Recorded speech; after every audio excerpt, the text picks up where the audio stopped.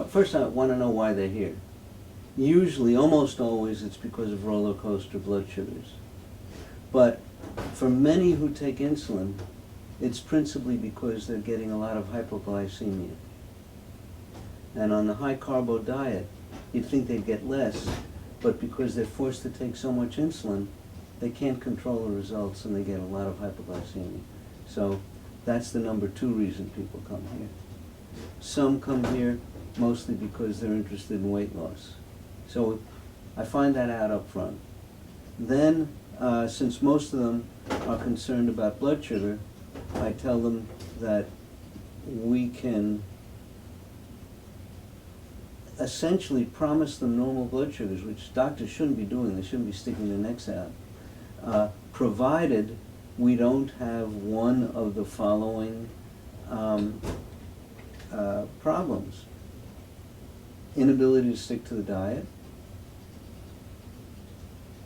an infection, usually in the mouth, in the teeth, gastroparesis, and the gastroparesis is only a problem if they're taking insulin, or any other form of digestive problem if they're taking insulin.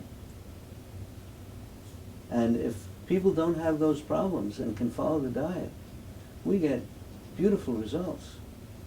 So after I've told them that, I say, now we take a history. And the history is 2 parts to it. It has the strictly diabetes-related history and weight-related history. And then I use my history form, which has about 100 questions on it. And wherever they've circled yes, I ask them questions about it. And the older patients may have 3 hours worth of history. And along the way, while I'm taking a history, if there's an intervention that I can make that would help them, I'll prescribe that intervention. Then we start training. Now the training is lengthy, and I'll say, look, one of us is going to get bored sooner or later.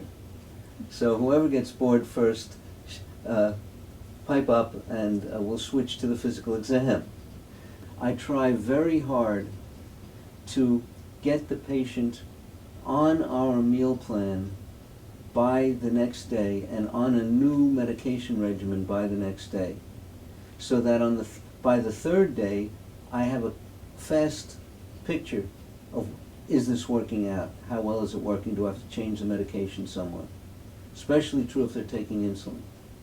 So what I do on the 1st day is try very hard to teach them everything they have to know about the background of the diet and meal plan, so they'll understand it when we negotiate it. And I'll try very hard to negotiate the meal plan at the end of the 1st day. And if I can't, we'll do it at the beginning of the 2nd day. Now, I'm going to get an A1C, Okay. and we're going to do an RR study. The reason for the RR study is in talking about both insulin and food, that plays a role. But you're used to it. Yeah. Okay.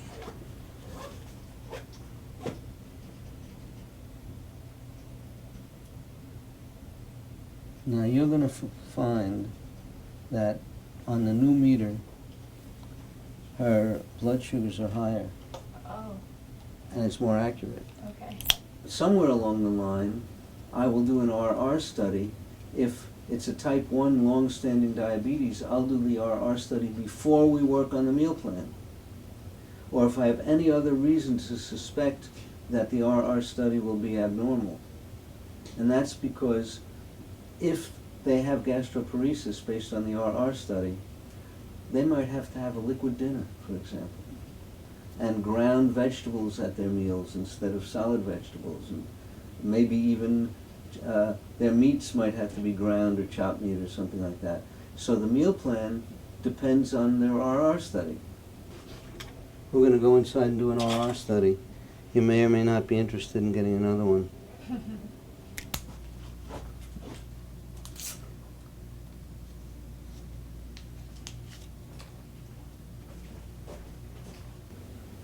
Most type 2s don't have that problem, so I may not worry about it, but with the type 1s we certainly do. The electrocardiogram has a little peak called QRS.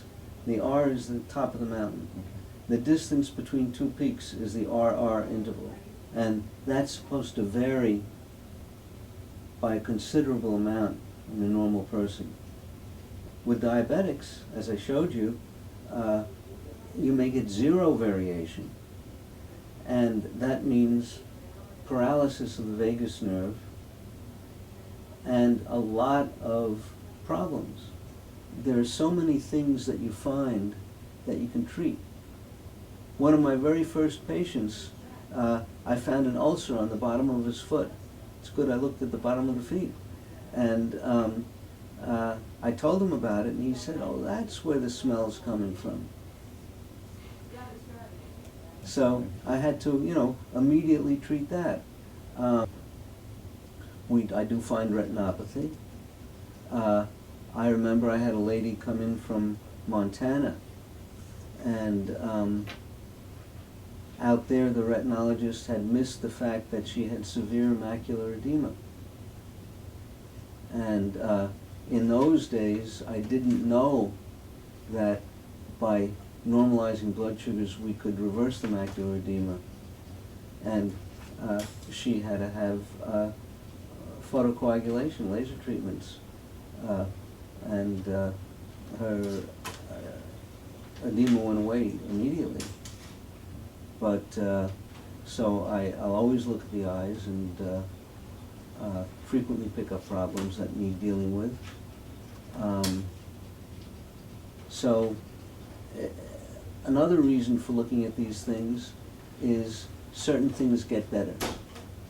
And many patients come in thinking that they can get along forever without any diabetic complications. And you then look at the end of the visit that they have 30 diabetic complications, all mild. They realize that they better start doing something about it. And then down the road, we can show them that many of these complications reverse. For example, the double vision. Patient typically may come in with double vision in all 9 directions of gaze that I test. And I tell them, look, you have normal blood sugars. In 2 years, it'll be down to 7 directions or 5 directions. And another 2 years down to 2 directions and so on. And sure enough, they come back and they see that it gets better. My third most important test outside of blood sugar, hemoglobin, and A1C, next is the RR study. And I gradually picked up important tests here and there. Anything that can be reversed by blood sugar control I wanted, or anything that could be serious enough that it would have to be treated.